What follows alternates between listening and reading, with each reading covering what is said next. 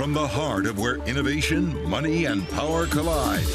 In Silicon Valley and beyond, this is Bloomberg Technology with Emily Chang.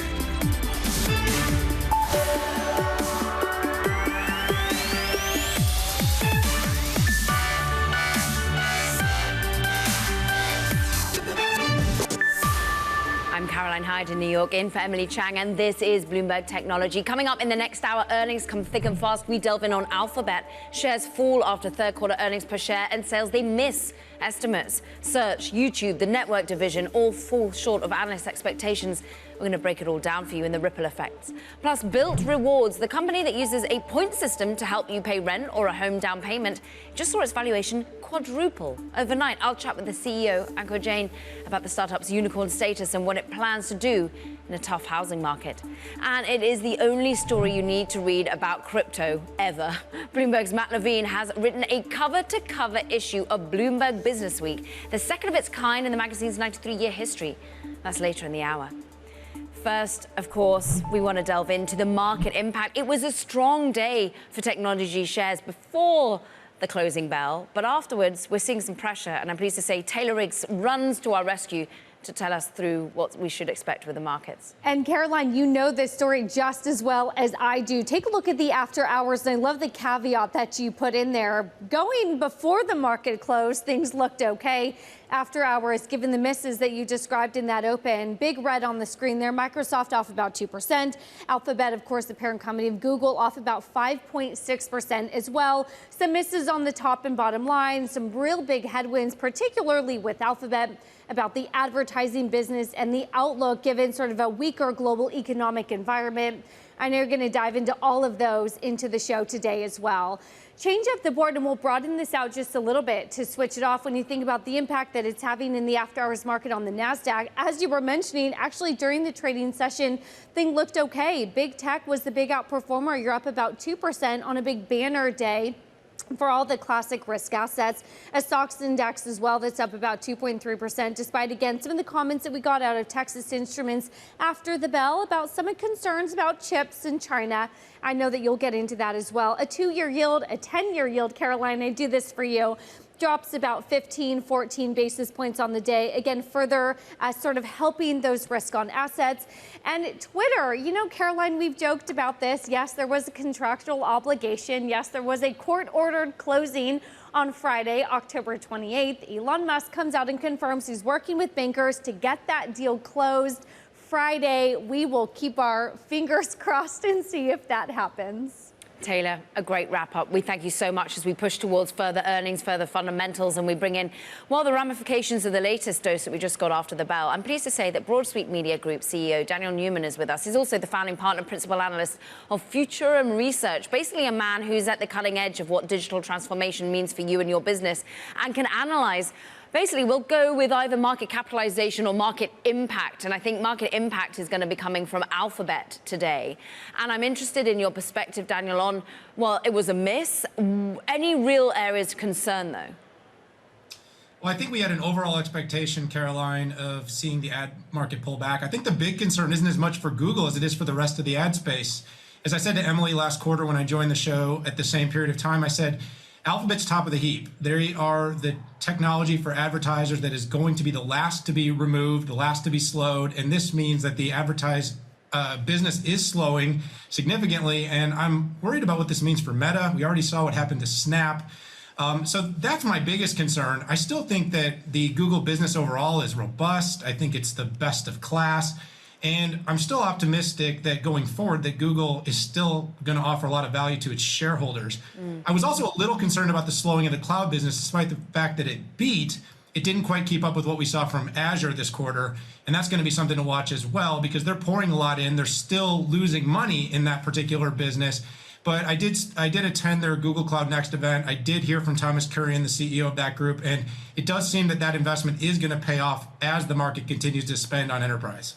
Of course, we know that in many ways this is a company that's backed off from some other bets in large part because they've got to double down on where is profitable for them at the moment. Ruth Porat, the CFO of Alphabet, was speaking with our own Ed Ludlow a bit earlier, and she was saying in terms of YouTube, for example, I would say the largest driver of the deceleration was a further pullback in spend from some advertisers that was across brand and direct response. Talk to us about whether or not this is going to be therefore what we read into Meta. You were just saying about the impact. We heard it from Snap, the worries about the marketing budgets getting that little bit smaller. Is there anywhere in terms of reinvestment, in terms of doubling down YouTube Shorts and the like that you want to see to prove that still YouTube is where you have to be for eyeballs? Yeah, I think they need to stay the course on their strategy. The macroeconomic conditions are in this moment what they are, and that Google does have the best product. They are diversifying, they are innovating. The YouTube Short product is interesting. And of course, TikTok has the most acceleration, and that's what YouTube is trying to do to answer to what TikTok has been able to do. You know, I watched IBM's earnings last week and the strength of the enterprise. So kind of on the other side of Google with their cloud business, I really think that investment's going to be even more critical. Coming out of this pandemic, companies are going to have to adjust.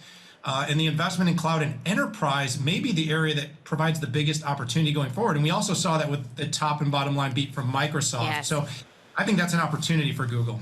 You segue beautifully, therefore, into us discussing Microsoft, which is being dragged in lower in after-hours trading, large part because of the Moo music coming out of Alphabet. But this was a beat across the board. This is a company that's still posting, even though it's worth more than $1 trillion, revenue growth of more than 9%, FX headwind, yes. But where did you see some of the concerns in terms of corporate spending? Any?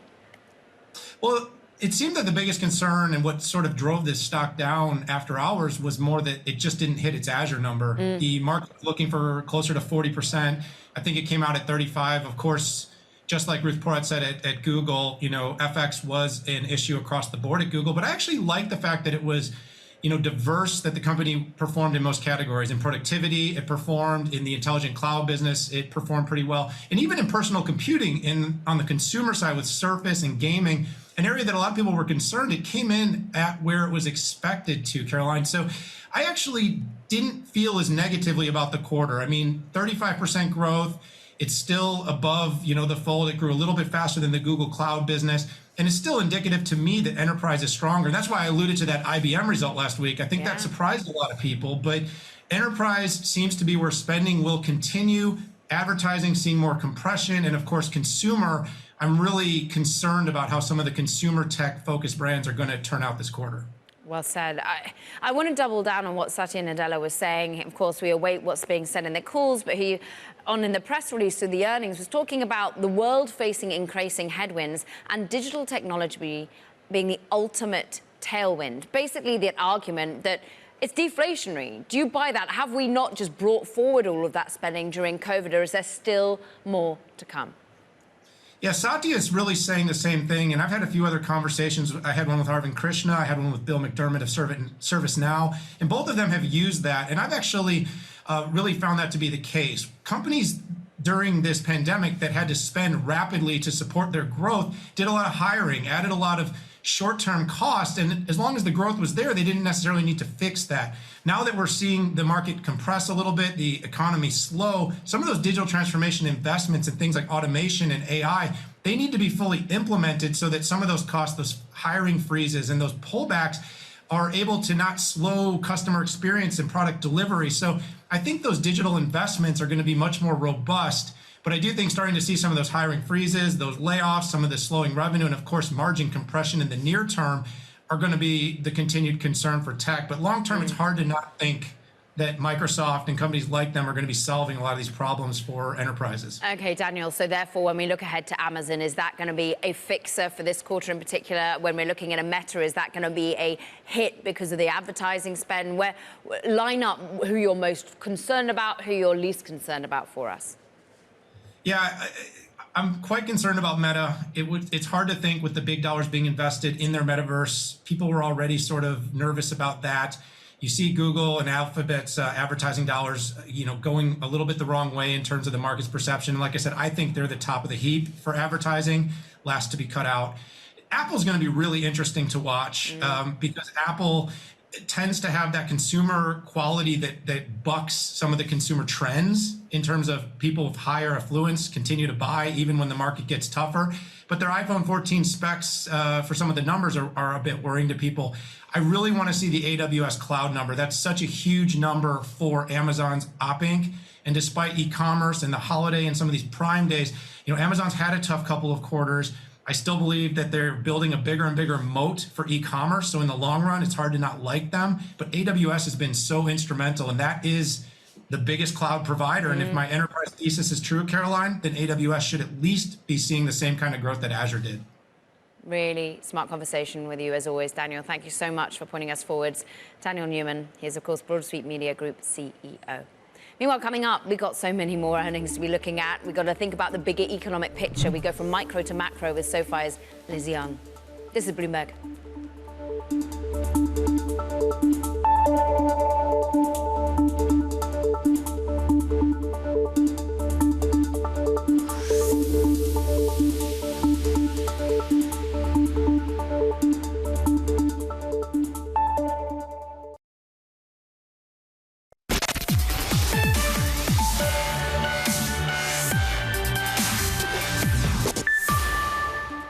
As Satya Nadella in Microsoft's press release just now says, it is a world facing increasing headwinds. Recession odds, for example, they remain top of mind for investors this earnings season. And a recent Bloomberg economics model projects the likelihood of a US recession is now 100% within the next 12 months. So let's put all of these earnings and valuations into context, because SoFi's head of investment strategy, Liz Young, is with us, I'm pleased to say.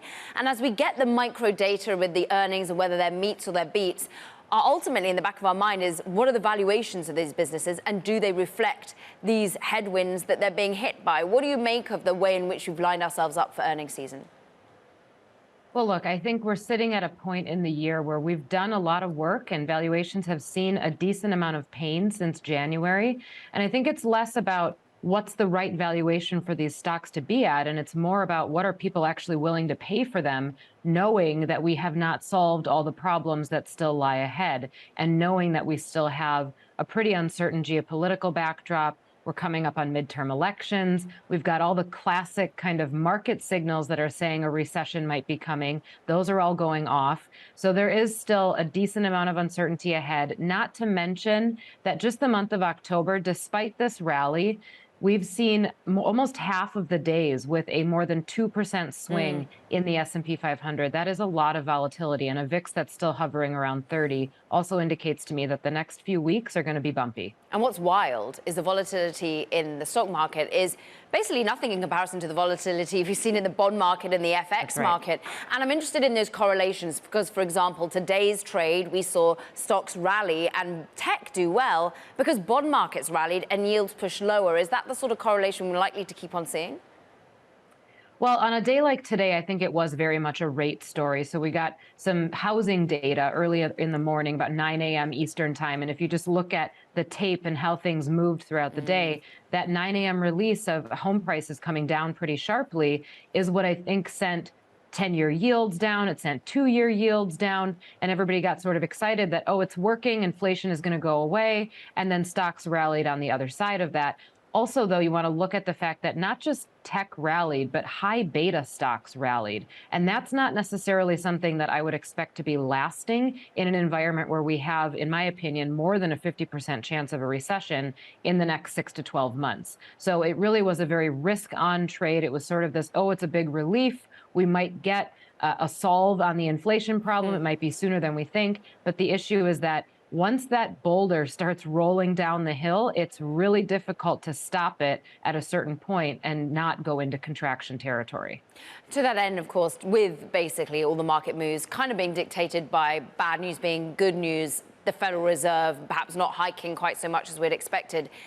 How much of a dollar story is this all going to be? Are we likely to see, are we now at peak dollar? This is hugely important to a lot of the micro stories, for example, a Microsoft that had highlighted the headwinds of a strong dollar.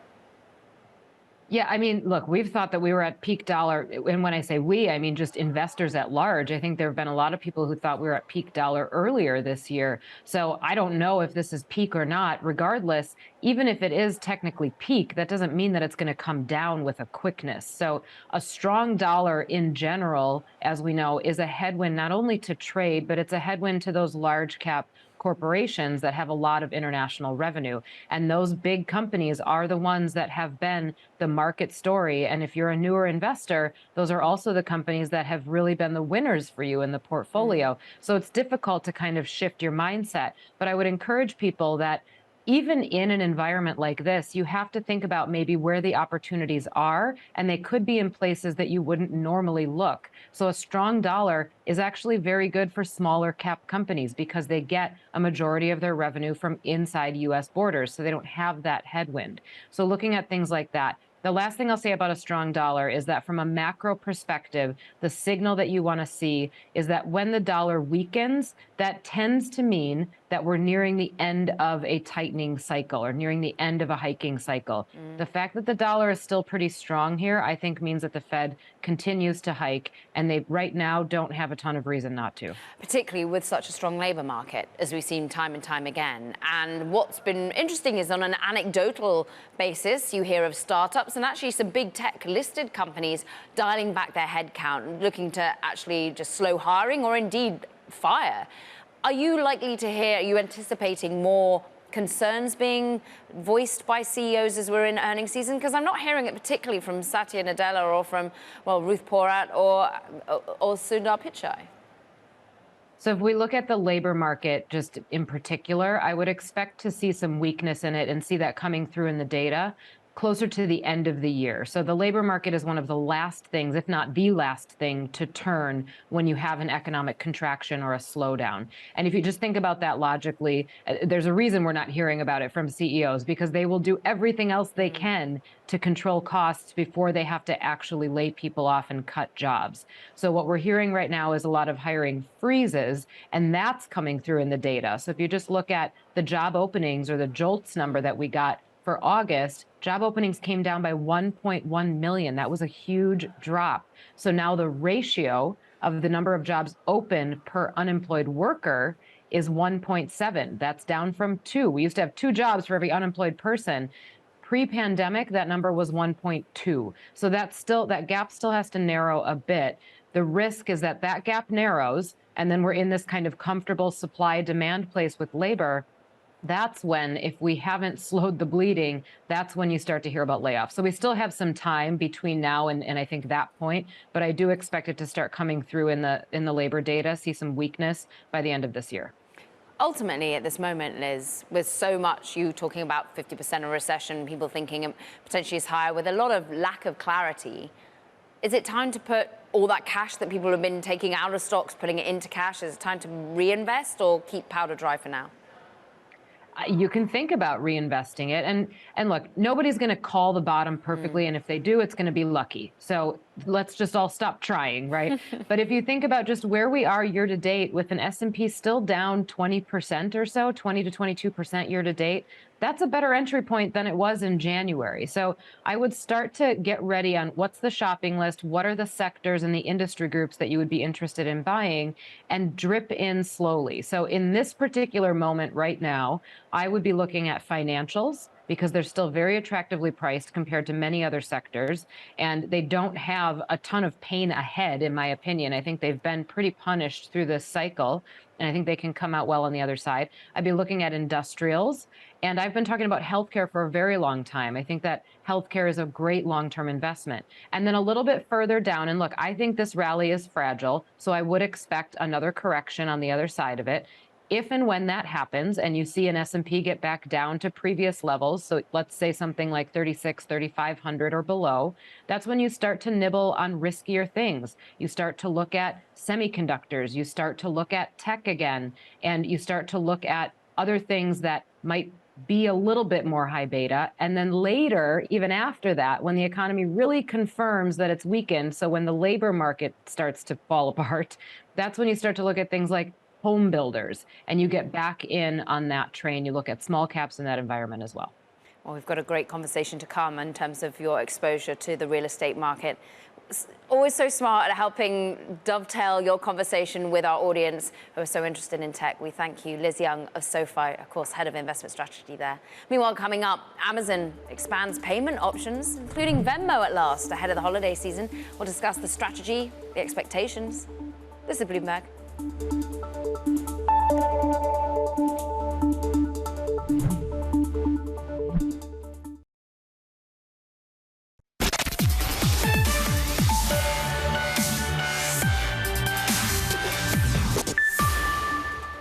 Earnings, there was another key story that occurred today. Amazon adding Venmo at last as a new payment option for customers.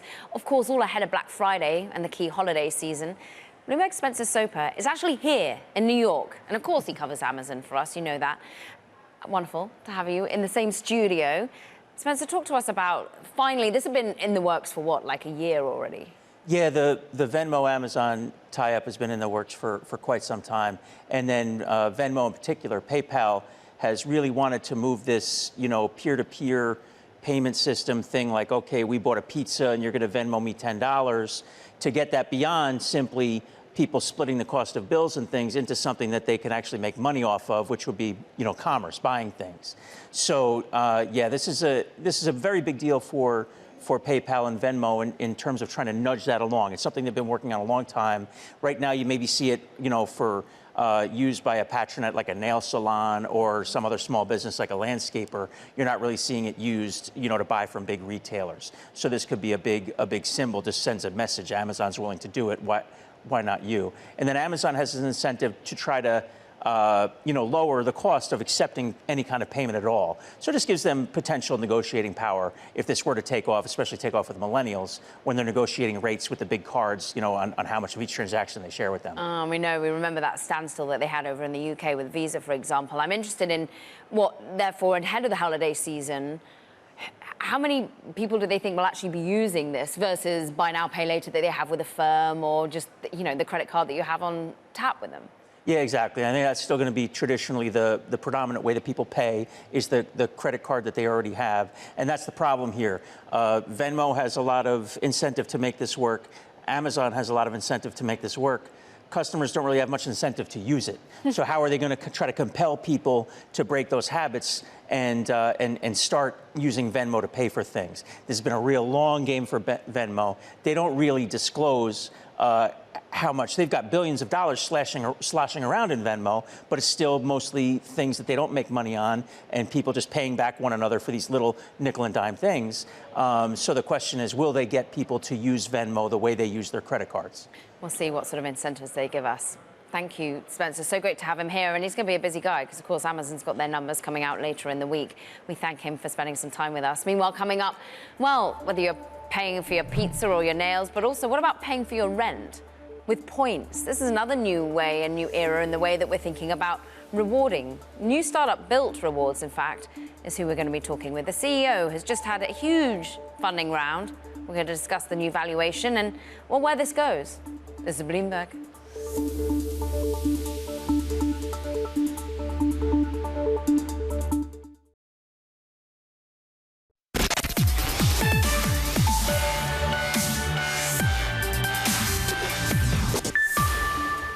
This is Bloomberg Technology. I'm Caroline Hyde in New York. Let's talk to another New York startup because Built Rewards, a loyalty program and credit card that converts rent payments into points, is now saying its valuation more than quadrupled, $1.5 billion. Left Lane Capital led a $150 million equity funding round for the startup. We want to know how they're going to use the funds, the growth trajectory. Who better than to talk through it all? CEO Ankur Jain. Great to have you here. Hey, it's good to be here, Caroline. Thanks for having me. So, tell me, what is the growth trajectory? How can you penetrate yet further the market and disrupt, basically, financial institutions? Look, today, more than ever, rent prices continue to soar. Yeah. And one of the things that banks and I think startups have missed is, on one hand, you have startups trying to huck cryptocurrencies to people, and then banks still running a model from 20 years ago. And we said, if you look at our generation, the biggest expense people have is rent. Mm-hmm. Why don't you get anything back for that? Yeah. Right? Why can't I build my credit history just by paying my rent on time? Or why can't I earn points and miles to travel the world by paying rent? And so, it took us 4 years to bring together the real estate industry, to bring together the payment networks, the banks, the airlines, the hotels. But 14 months ago, when we launched this, we weren't really sure how fast it would pick up. Yeah. Right? What's been crazy to see is that, less than 14 months, we've had over $3 billion of payments going through this just on the rent side. People who have signed up for the Built MasterCard, which lets you pay rent at any apartment and earn points, as well as replace your kind of everyday card, that's seen over $1.6 billion of spend already. So you're seeing this massive uptake from a generation saying, hold on a second. Rent is my biggest expense. Yeah. If you can give me value there, I'll be loyal to you across all of my other spend categories. And by the way, if you can help me build a path to home ownership, that's really how you lock me in. And so talk to me about that path to home ownership, because it's about building up your credit quality, but how else? So look, one of the challenges with home ownership, and I just bought my first place here. Congratulations. It was so complicated, and I consider myself a financially astute individual. But you look at that and saying, I'm going to spend X amount a month. Let's say your New York rent, which by the way, the average New York rent is almost $6,000 now. You do not need me to preaching so to the choir here. First of all, about time you start earning points and miles on your $6,000 a month rent payment. But now you take that and you say, well, how do I even know if it's better to rent or own? How can I compare that? And today, nothing existed. And so we went out and we actually partnered with Fannie Mae, Freddie Mac, and FHA, and built the first tool where you can actually see, based on your credit profile, your income, real-time interest rates, say, here are the homes that you could buy for the same monthly payment as your rent. And you can compare apples to apples. And if you're ready to buy, we also got regulatory approval to use your points to cover your down payment. So that went live this morning, by the way. Congratulations. You're talking points, you're talking rewards, you're talking Gen Z and millennials. I can only infer that Amex is looking at you in particular. Who are you in terms of income level? Who are you in terms of demographic? Who is coming to you? So the vast majority of our cardholders and the vast majority of our loyalty members are 21 to 35, right? So if you live in a high-rise building in a major city in New York, LA, San Francisco, Chicago, Denver, chances are you're living in a Built Alliance property, which means you're using Built to pay your rent at all of these buildings. Then you also have 21 to 35-year-olds who live in other buildings, or mom and pop landlords, and they're signing up for the Built MasterCard of the Wells Fargo, and they're getting to earn points and build their credit for no annual fee, right? So when you're raising this money, is it about marketing? Is it about doubling down, eating into market share? Is it about building partnerships? Is it about hiring? Where do you look at in terms of your to-do list? Yeah, so one of the things that we've spent a lot of time with at this business, a little different from our peers in Silicon Valley, is profitability. So Built is a profitable business. So when we looked to grow the business, we weren't actually looking to raise money. It was an old friend of mine from Left Lane Capital reached out and said, hey, there's an opportunity for us to finish bringing together strategic partners into this business if we do a large financing together. And so led by Left Lane, we went out and we brought partners like Greystar, who's the largest property management company in the country, Invitation Homes, who's the largest single-family rental company in the country, and then even our banking partners like Wells Fargo to double down and really build that defensible moat around this business, right? So is it about, in this landscape where, look, valuations are coming down, people are not just writing checks in quite the same 100%. liberal manner that they were, is this about strategic investors? Is this about a valuation that was slightly lower than you anticipated? What was it like raising money? I'm not one, I don't believe in playing the valuation game, because inevitably that, all these things come to an end, right? And so even as we were doing this round, we actually looked at fairly conservative publicly traded comps, which I know is a heresy to say in Silicon Valley. Like who? Who's a comp for you? If you think about a lot of the work we do in a loyalty space, it's not that different than a payment network like MasterCard or Visa. And so when we look at, if we're taking a piece of transactions, whether that's rent or your dining, right? And we can start to clip that on all of your biggest expenses while rewarding the customers, then that's not that different from a payment network, right? And so that's how we really built the valuation. That's how we built the business. And look, I think today, entrepreneurs should be focused, number one, on strategic capital. We were lucky to get that both from Left Lane Capital, but also from our real estate partners and our banking partners who get to work with us on the payment side and on the investment side. Well, I'm looking at a Visa. I can bring it up on the Bloomberg. An estimated PE ratio forward-looking is 23 times. They're trading at a PE ratio 29 times in the here and now.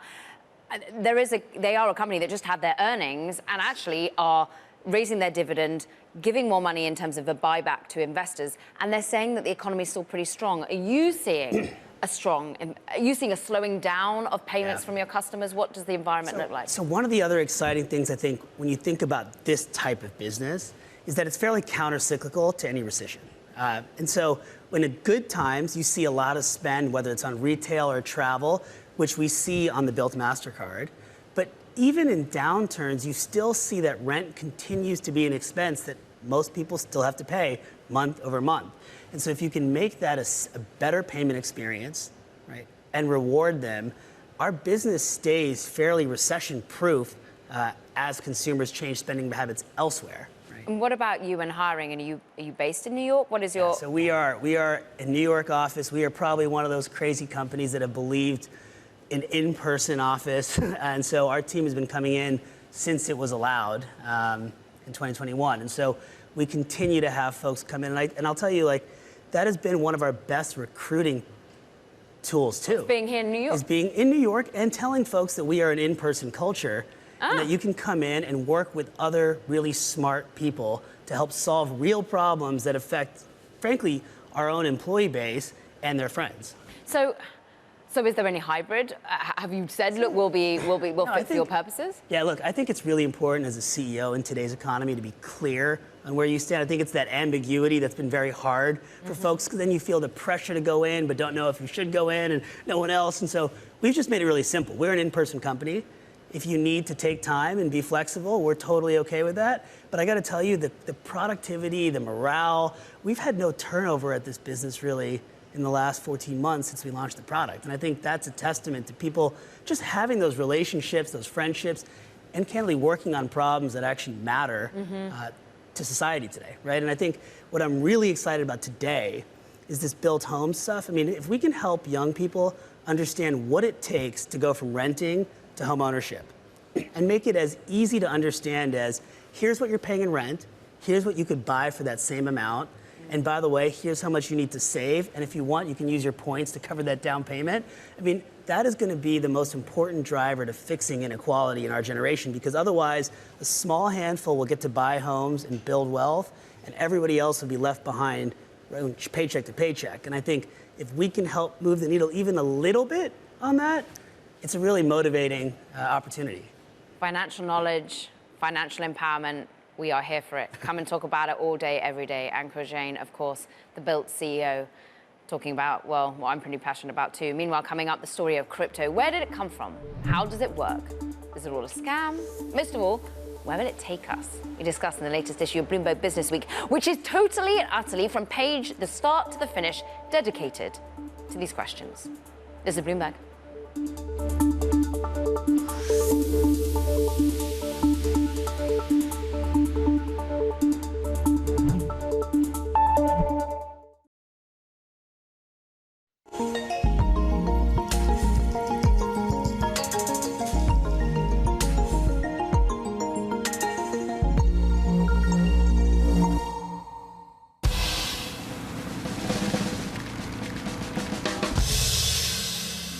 Hi, I'm Matt Levine, former lawyer and investment banker. Now I'm a columnist for Bloomberg Opinion, where I write a finance newsletter called Money Stuff. For the past few years, the most polarizing thing in finance has been crypto. It grew out of Satoshi Nakamoto's Bitcoin white paper to become, among other things, a set of lines on charts that went up. Some people bought Lamborghinis. And then this year, those lines on charts went down. File done. If you're a crypto skeptic, this was very satisfying. For crypto enthusiasts, it was just another reason to double down. I don't have strong feelings either way about the value of crypto. I like finance. I think it's interesting. And if you like understanding the structures that people build to organize economic reality, crypto is amazing. Bloomberg Businessweek asked me to write about crypto, and when I was finished, it was enough to fill an entire issue, cover to cover. It's called The Crypto Story, and I think it's as thrilling to read as a ride in a Lambo.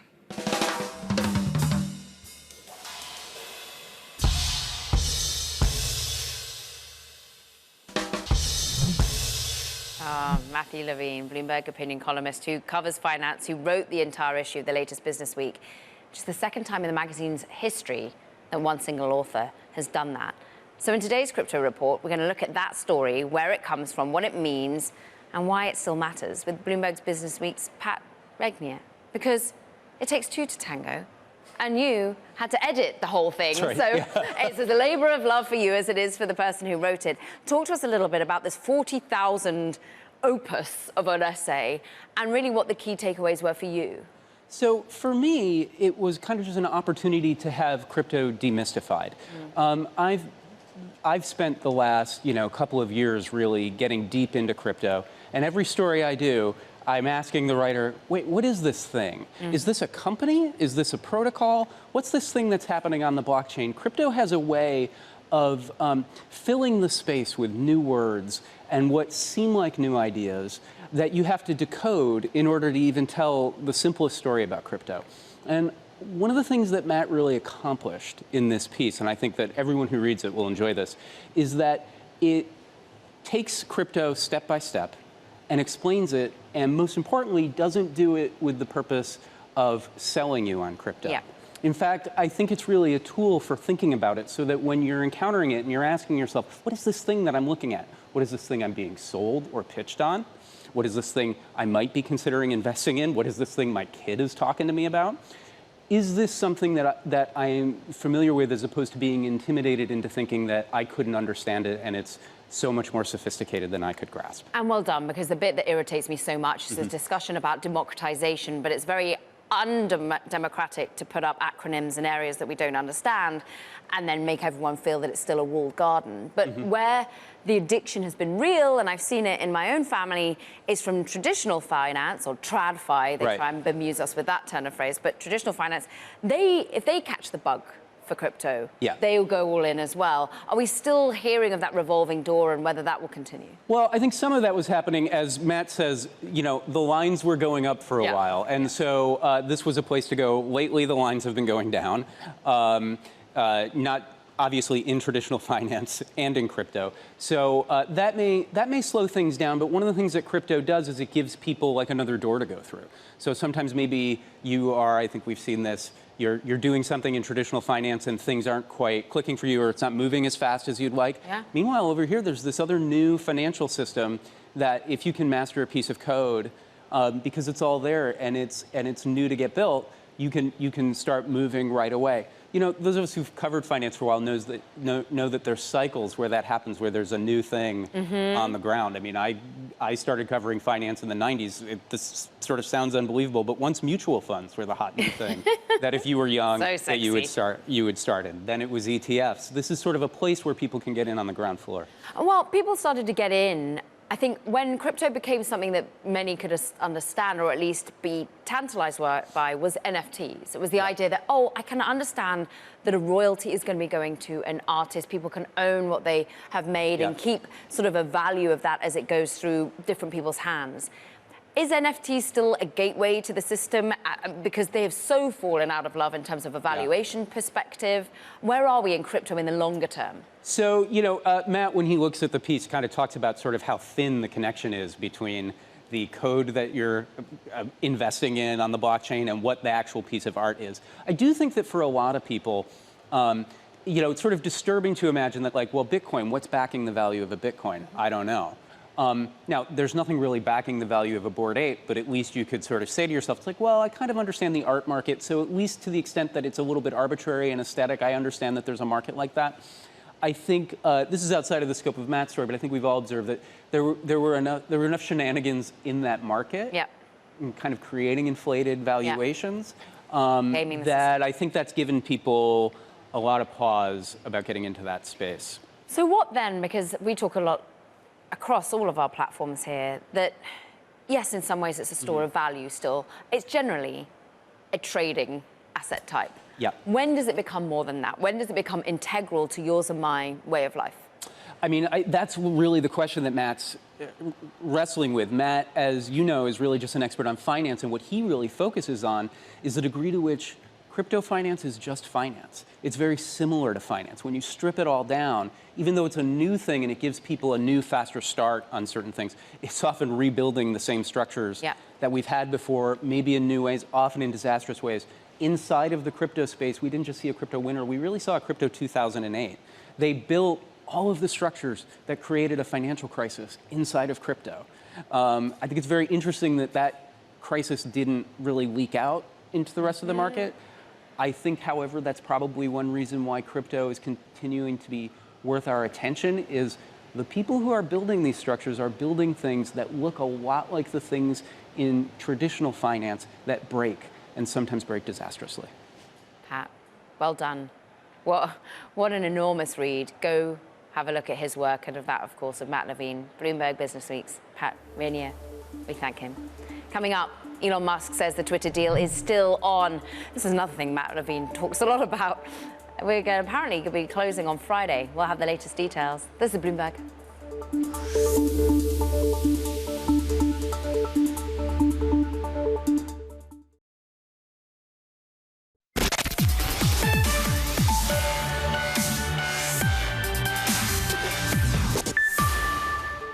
Let's get you up to speed with the latest in the Musk Twitter saga. Elon Musk has in fact pledged earlier to close the acquisition of Twitter by Friday. He announced this in a video conference call with bankers, we understand, helping fund the deal. It's all according to sources. Ed Ludlow, of course, minute by minute across this particular deal. And, well, he said he would do it at the beginning, and now it seems as though he's being forced to do it at the end. Yeah, this is one of the interesting situations where the devil's in the detail, and Bloomberg also reporting that, according to sources, the banks are kind of braced for this borrowing notice that should have come Tuesday. Then the money that the banks have pledged in the form of debt would go into escrow Thursday. And as you said, Caro, he's told these bankers that he fully intends to close the deal by 5 p.m. Friday. You know, the Twitter stock reacted in a way you'd expect. It got closer to the $54.20 per share offer price. And it's kind of a soft indication from the street that, yeah, we think we're at a place where this deal is going to get done. And the mechanics of it are such that, you know, they're moving in that direction. I would say we'd already reported a week ago that, you know, bankers and advisors on both sides have been acting diligently to meet that 5 p.m. Eastern time deadline on October 28th, which was set by the Chancery, Delaware Chancery judge. So we know where we stand. Yeah. And of course, later in the week, 26th, we get Twitter earnings. Talk to us about the earnings you've just been digesting. Talk about the conversation you had with Ruth Porat at Alphabet.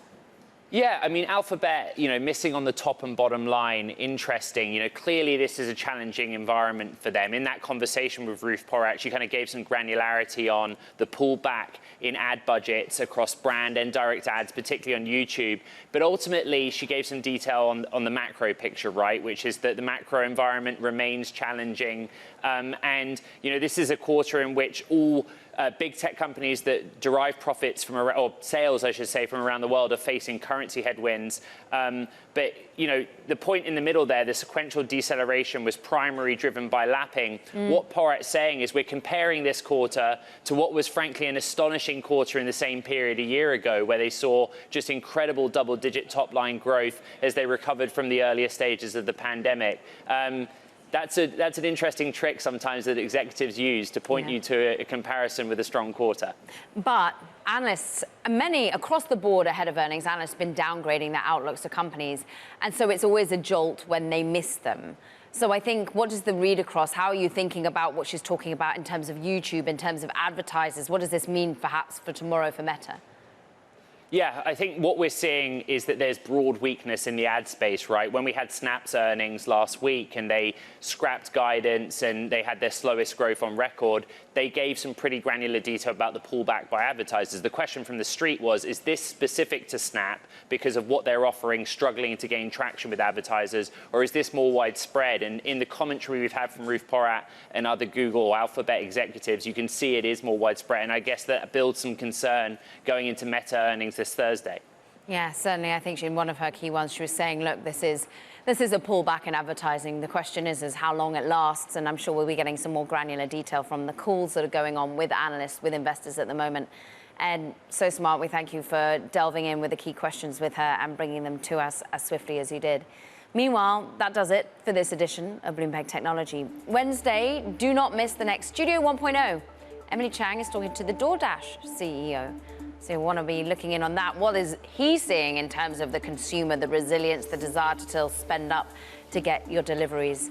There's many question also the labor market therein as well, and how we continue to consider those employees. Don't forget to check out our podcast, of course, as well. You can find it on the terminal if you're lucky enough to have one. Also, of course, you can go to Apple, to Spotify, to iHeart.